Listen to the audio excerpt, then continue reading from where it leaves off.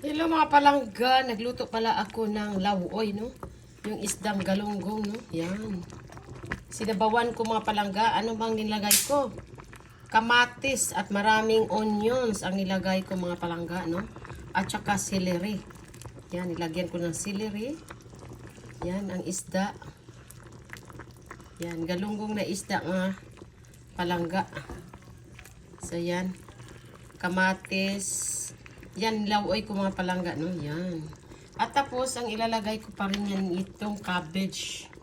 So, yan. Isda-isda muna tayo. Sige na lang tag manok, karne. So, mag-healthy life tayo. So, ito lang i-lunch ko ngayon. Yan lang. At kaunting kanin. Kanin na 2 kutsara. Pwede na yan, no? So, yan, mga palangga.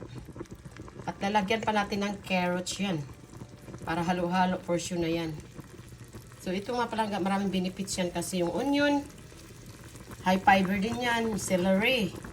Maganda sa ating katawan yan, tomato, at saka cabbage, no? At lagyan pa natin carrots.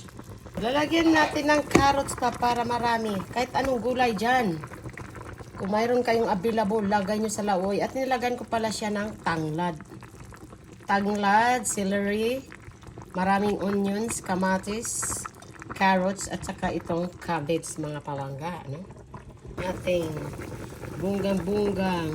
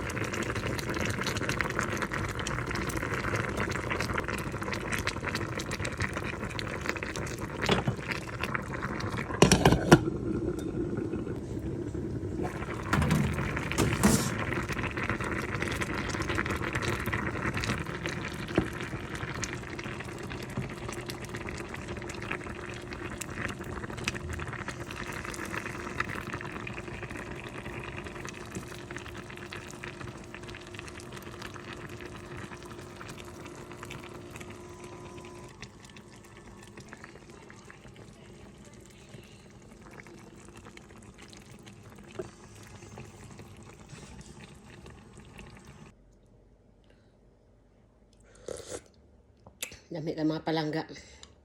Sarap kayo. Tupo at isdang Gigi, no? Sigarilyo na isda. Cabbage at saka ano, sarap ah.